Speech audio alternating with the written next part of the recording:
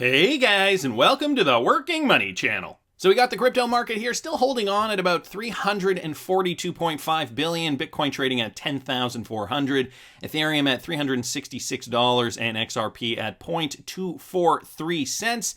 Guess who's in number 5, guys? Binance coin trading at $32.87 right now, up 1.59%. One of the only coins in the space that is up. When you go down here, there are a few others, but ultimately the space is looking quite red today. Polkadot coin jumping down to number 6 and Chainlink at number 7. So what's going on in the crypto space? Not too much with regards to XRP and Bitcoin. Obviously, as you guys can see, XRP is still vacillating in this zone here. Not really moving for the last little while, since about September 4th or 5th. This is XRP on the daily, by the way. When I bring up Bitcoin here, we can still see this level of support or supply zone forming down here, basing. You know, a lot of people finding $10,000 or around that $10,000 mark is a good price to be buying and selling Bitcoin. At this moment in time, we're not seeing any large swings, so volume relatively low, as denoted here by shorter candlesticks. And guys, what are your predictions for Bitcoin by the end of the year? Well, apparently against all odds, some Bitcoin traders are betting on a $36,000 Bitcoin by the year's end. So as of Sunday, call options at 36,000 and 32,000, strike prices expiring on December 25th. We're seeing the most daily positions open. We saw some out of the ordinary activity in the 36,000 December call, said Luke Strategist, CCO of Deribit, and that's what they told Coinbase. Few buyers with most likely bullish expectations executed these trades. A call option gives the holder the right but not the obligation to buy the underlying asset at a predetermined price on or before a particular date. A put option represents a right to sell, of course. Open interest refers to the number of contracts traded, but not squared off with an offsetting position. So here's a chart to that effect, guys. I will obviously link this in the description of the video. The most new positions were seen in the 36,000 December call with 752 contracts. The number of open positions in the 32,000 call rose by 462 contracts. Relatively small additions were observed in the $28,000 December inquiry calls, as well as the $9,750 and $9,000 puts expiring this month. So Bitcoin futures locked in, and it looks like there are a lot of people betting on a $36,000 BTC by the end of the year. Not only that, I saw this macro strategist Raoul Pal moves more than 50% of his portfolio into Bitcoin, a big bet on the future of cryptocurrency. For those of you guys who do not know who this is, he's a former hedge fund manager who retired at age 36. Raoul Pal is the co-founder of Real Vision, a financial media company offering in-depth video interviews and research publications from the world's best investors. He has run a successful global macro hedge fund, co-managed Goldman Sachs' hedge fund sales business in equities and equity derivatives in Europe, and helped design the BBC TV program $1 Million Traders, training participants in investment and risk management strategy. Raoul retired from managing client money and now lives in the Cayman Islands, from where he manages Real Vision and writes for the Global Macro Investor, a highly regarded original research service for hedge funds, family offices, sovereign wealth funds, and other elite investors. This guy's got a long resume, a lot of experience in the financial world. And now he is saying he is investing 50%, guys. This is a big bet on Bitcoin. 50% into Bitcoin. So he says, I'm in over 50%. Pal also publicly pondered just how far he should go in his wager that Bitcoin will be one of the most lucrative assets of the next decade. And guys, again, when I'm talking about Bitcoin, this is kind of a sample for the rest of the crypto market as a whole. Of course, if Bitcoin goes up, the rest of the crypto market goes up with it. So, you know, in my opinion, any one of these guys who is investing in Bitcoin is essentially investing in cryptocurrency as a whole. Here's a quote. Is it possible to get irresponsible longer, or is irresponsibility long the max? Asking for a friend, Bitcoin. The high-profile investor says his portfolio allocation is high risk and not something everyone should pursue. So he is saying, even though I'm doing it, this is not financial advice. We are all 100% aware of the downside risk in a 60 vol asset. This is not a trade for a great-grandmother. The global macro investor executive says he's accepted the possibility that Bitcoin might plummet all the way down to zero. He says, I just want to be clear. With regards to being irresponsibly long Bitcoin, I don't use leverage, and that's another thing. He's not trading on margin. This is all his own money. I fully expect to have to deal with a 50% drawdown, and I'm okay with that. I look at my allocation versus liquid assets and not my house, etc. I am lucky to have an income stream, which is key. So he's got a backup plan. Anyway, thought this was interesting to bring to you. Raoul Pal investing 50% of his portfolio in Bitcoin. And speaking about the cryptocurrency industry at large, Bitcoin Analyst says XRP will annihilate almost every other altcoin. This coming from that crypto whale thread that I've been talking about over the last few days. If you guys haven't seen it, I believe I talked about it in the last two videos I did. The crypto investor highlights that while other coins are booming, Ripple is quietly doing the work behind the scenes to ensure that its native token complies with requirements. So this whole idea that, Ripple is a company that wants to be compliant, and once we start to see regulatory clarity come to pass, this is when the XRP token will really take off. So Crypto Whale is not all talk, and he says he's looking to purchase more XRP once the correction is over. I've been involved with XRP since 2013.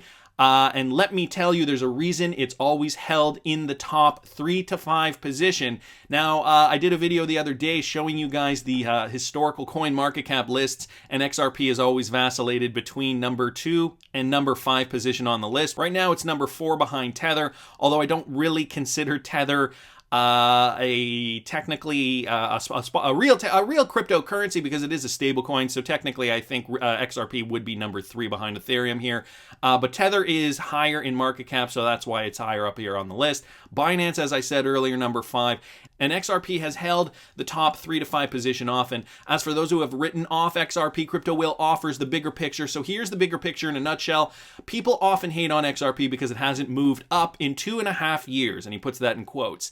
This time range is so tiny in the investment world, be patient. And that's something else you got to remember. When we look at XRP on the daily, and when we look at what it has done over the last several years, I'd be hard pressed to find another investment that has done as well. This again was the end of 2014.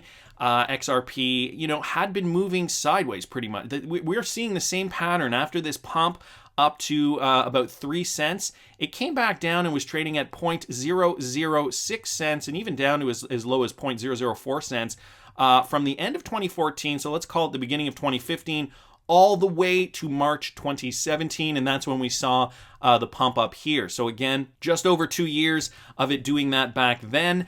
And now we're seeing the same kind of pattern here. But in the long term, guys, when you look at it over the last 5 years, it's gone up, and I believe he mentions it here. XRP is up more than 10,000% since 2014, and has steadily held its position in the top 5 coins for several years. And this is what stands out for Crypto Whale. Obviously, I'm sure there are a lot of detractors that are still willing to debate those facts. But anyway, here we are. We're holding our XRP, and we're willing to see how everything falls into place. And here's some more data here suggesting that Bitcoin price is likely to rise further, meaning the rest of the cryptocurrency market will follow. Here's a tweet here from Charles Edwards, Bitcoin hash rate breaking out. And you can see since the beginning of, even since the end of October last year and the beginning of 2020, we've seen the hash rate go up and down. But overall, it has made a steady upward trend. Now, what does hash rate have to do with anything?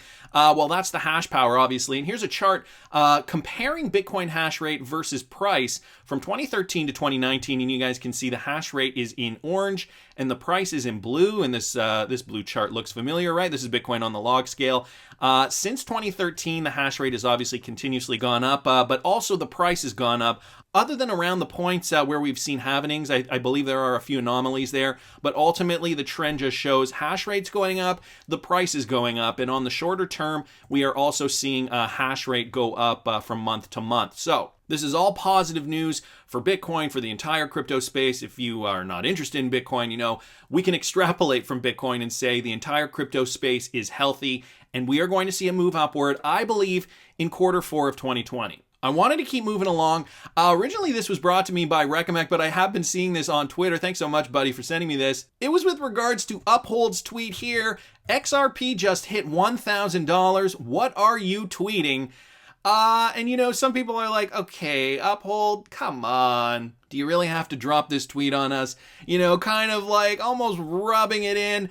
Almost kind of not getting the XRP community at all. You can see that by Galgatron's tweet. You must be new here. That's actually kind of funny. I'm surprised Galgatron hasn't blocked Uphold for such a ridiculous remark. or at least in his eyes, ridiculous.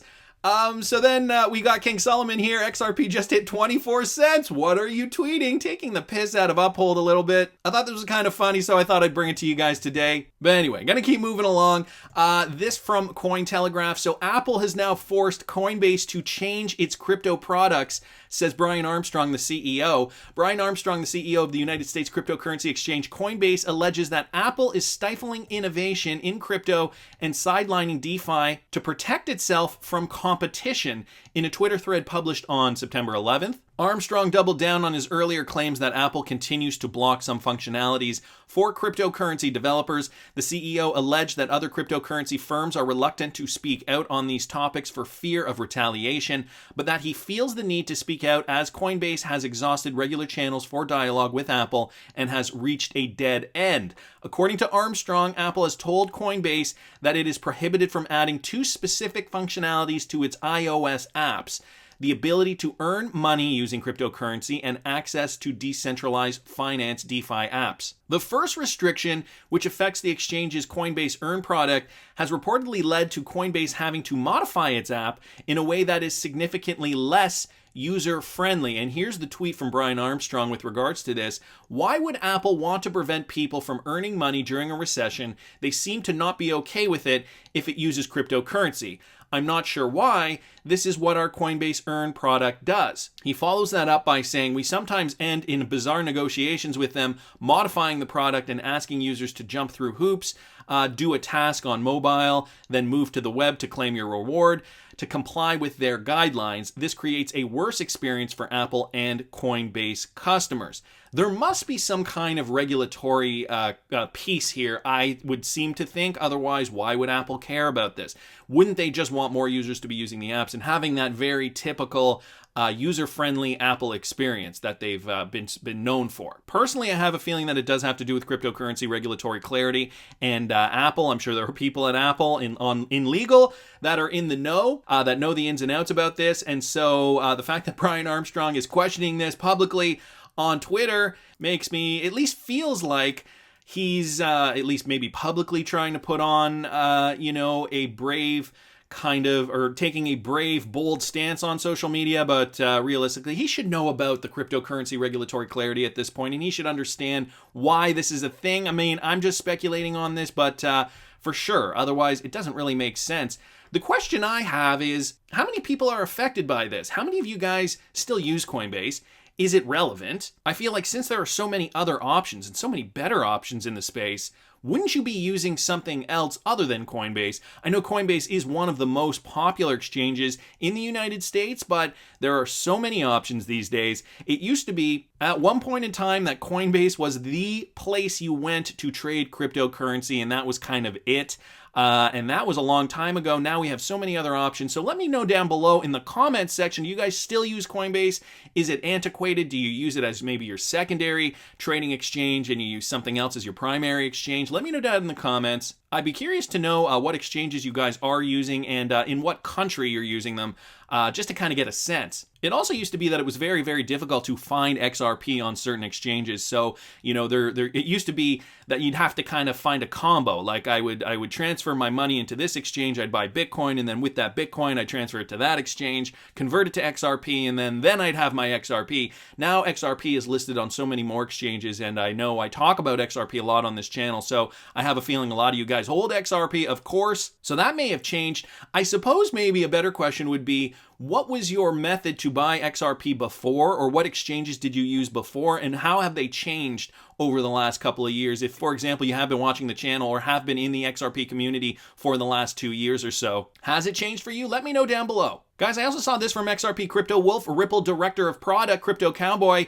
said the first e-commerce integration of PayID will be coming soon. So this is great. PayID rolling out more integration. PayID is an integral technology that allows for a seamless payment processing experience, if you guys don't already know. With PayID, numerous remittance systems can easily transact with each other. Today, Ripple Product Director Craig DeWitt shared the latest updates on PayID's progress and teased some new plans. So Mr. DeWitt reported that since integration with the Payburner XRP storage and transactions instrument, 1,000 unique PayIDs have been issued so far. And here's a tweet to that effect. 1,000 plus unique PayIDs Issued since the launch on Payburner, PayID is now the most used way to originate Payburner payments via XRP addresses. E-commerce integrations are coming soon. So with this milestone achieved, PayID establishes itself as the most popular way to authorize XRP payments on Payburner. Now, there are many different ways to get a PayID. I got mine through my Unstoppable domain. So I have an Unstoppable domain. Don't ask me if I've set it up because I still haven't. I have workingmoney.crypto. That is my domain. It's a one-time fee, and they actually integrate your PayID with it very, very easily. So if you guys want a domain, I do have an affiliate link in the description for Unstoppable domains. You can use it if you want. You don't have to use it. I really got it for the PayID option. Outside the sphere of retail payments, PayID opens plenty of opportunities for businesses. As an instant and purpose-agnostic instrument for remittances, it will be useful for small and medium-sized enterprises. This allowed Mr. DeWitt to announce that the first integrations with e-commerce platforms are right around the corner in accordance with the PayID roadmap. So guys, this is really going to change a lot with regards to e-commerce, being able to kind of pilfer from our cryptocurrencies, our fiat. If we have gold holdings, I think that this is all going to be integrated with the PayID system. And we will be able to pay with whatever type of solution we want to use. Let's say we hold Chinese yuan and we're buying something in China. Well, we can pay directly with the Chinese yuan using that one PayID address. Or let's say we just want to use USD fiat and convert it to Australian dollars. Well, it's as easy as just a few clicks. So the PayID really is going to revolutionize, I think, payments more so than how we're used to doing it now, right? With a PayPal account, you have to have the money in that currency in order to cover your payment, or you can use your credit card, but then they'll ding you a service fee. That, I think, is going to be a thing of the past, and PayID is going to be the future. PayID is a global network developed for low-latency digital asset transfers between Ripple partners. As of today, more than 40 entities, including BitGo, Blockchain.com, and Huobi, use PayID to advance the crypto transfer process. Ripple has high expectations for the PayID development. Obviously, Ripple CTO David Schwartz stressed that it will make transactions as easy as sending emails. We can't make this difficult if we want cryptocurrency adoption to really kind of fan out in the United States and across the globe in general. Human readable addresses are a striking difference between PayID and the classic blockchain-based accounts. And I saw somebody on Twitter the other day saying, you know, it'll be funny in a few years when people are commenting, hey, remember when we had to remember this like hugely long cryptocurrency address to send somebody their money? We had to cut and paste this like random set of like letters and numbers, and that was their address. Remember those days? One day we will all be saying that, and I have a feeling that day is coming very, very soon. More news here, guys. I saw this from Mac Attack XRP on Twitter. Ripple's top executive says transnational payments are about to transform, while Ripple intends to set up new ODL corridors. So more ODL corridors are in the works. And this was reported by Crowdfund Insider. Ripple's top executive, Marcus Treacher, has recently stated that despite being highly fragmented, the global market of transnational payments is on the verge of transformation. He believes that the power of ISO standardization in RippleNet will transform it. Marcus Treacher, Ripple's senior vice president of consumer success, believes that at the present stage, the global market of cross-border payments is very much fragmented, of course, and that ISO standardization and the way RippleNet is tackling the issue with innovations is helping to redefine transnational payments. We know RippleNet was one of the first ones to get on the ISO 20022 standard, and a lot of these other major bodies are going to be migrating to this in the coming years, 1, 2, 3, 4 years down the road. So I think it is going to be by 2024, 2025. That will be the standard. That will be how money will flow through this ISO 20022 standard. So cooperation with banks and payment operators is moving society closer to that goal. Besides, Treacher added that RippleNet uses the ISO 20022 standard, which also helps to improve the situation. And as we know, more ODL corridors are planned. We've heard this from Ripple before, and they are planning to open them in the Asia-Pacific region and the European, Middle Eastern, and Asian region specifically. Meanwhile, Ripple's major partner MoneyGram is already expanding into the massive remittance market in East Africa. We heard about that Ugandan news just the other day. So guys, this is huge. ISO 20022, RippleNet will be working in tandem with the current systems that are not currently migrated over. And then over time, I think over 2021, 22, 23, 24, we are going to slowly see RippleNet overtake some of these older, antiquated technologies and become the new standard for global money transfers. I also saw this, guys, from XRP Crypto Wolf. Altcoin Trader will support the distribution of Flare Network Spark token airdrop. So for those of you guys who still don't know, you can claim Spark tokens with your XRP. Some people are, suggesting that there will be a spike in XRP sales right before the airdrop takes place, which is December 12th, 2020. The distribution of Flare's Spark token, which is going to be called FXRP. So it's the FXRP token, will get supported by South African cryptocurrency exchange Altcoin Trader. According to a September 12th tweet announcement, the exchange will pass on Spark tokens to all of its clients that hold XRP. Flare is a utility fork of XRP that will make it possible to execute smart contracts with the fourth largest cryptocurrency on the Ethereum blockchain by integrating the Ethereum virtual machine, the EVM. It aims to build a two-way bridge between the two ecosystems, bridging XRP scalability to a plethora of applications built on top of the Ethereum network. So, here's the important part to know, guys. Spark tokens will be distributed to all XRP holders who have taken the necessary steps to claim their Spark tokens after the snapshot of the accounts that is scheduled to take place on December 12th. So if you still haven't set it up and you have a Ledger Nano, I have created a video, just a quick, easy, step-by-step video to be able to claim your FXRP with your XRP if you have a Ledger Nano S or X. I will link it up here in the top right-hand corner. If you don't have a Ledger, I do have an affiliate link. You can use it if you want. You don't have to use it, and you don't need a Ledger to do this either. You could do it through BitTrue or the Sum app, and obviously there are some other exchanges that are offering this, and most recently this one coming out of South Africa, Altcoin Trader. I know Strategist on Twitter has also set up an infographic that brings you to Vin's XRP toolkit. So it gives you, here's, just disappeared. Why does it do that? I don't know. Okay, where did that go? I believe, I gotta click on that again, and anyway, I'm not gonna click on this again, but here is an infographic. You can check out Stetus on Twitter. I believe he has that infographic linked, and it's a little clearer and larger. I'll put his name up here at Stetus on Twitter. For those of you guys who don't know who he is, I don't have his Twitter page posted here, but I can link you to him. You've also got the video if you do have a Ledger Nano X or S, and the Flare Network has actually said that we're going to get one-to-one Flare tokens for our XRP, but could we get even more without having to buy more XRP? Well, it sounds like we can, and here's how. And by Flare tokens, you guys know I mean Spark tokens, right? So originally I saw this tweet here from Straight Up XRP on Twitter. Does anyone know what he is talking about here? Didn't catch that part of the video. So apparently, so he's referring to Crypto Eddie's video from back on September 8th, the conversation with Hugh Fillion from Flare. Jamar writes down here, this is excellent info, very interesting in how Ripple and the Flare Network plans to combat those who plan on switching their other assets into XRP for the snapshot, then sell straight back into their previous assets following December 12th. And Straight Up XRP says, how do they want to combat it? Watch the interview, but totally missed this part. Now, I'm thinking this has to do with a slightly different question than what I'm going to talk about next, because this is about, I guess, maybe people buying XRP and then selling it after they get their Flare, which sounds completely legitimate to me. I don't know if maybe there's a reason why that is not going to happen or why that can't happen.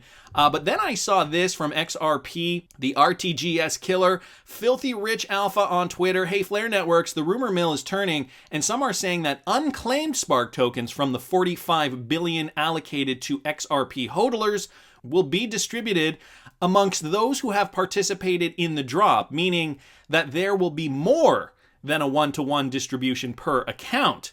Is this true or is this not? This is the first time I'm hearing of this. James Rule XRP down here saying, just be thankful that you are getting something for free for holding XRP. And yeah, I mean, we're all thankful. We've been through a lot over the last few years. I think we deserve a little something, right?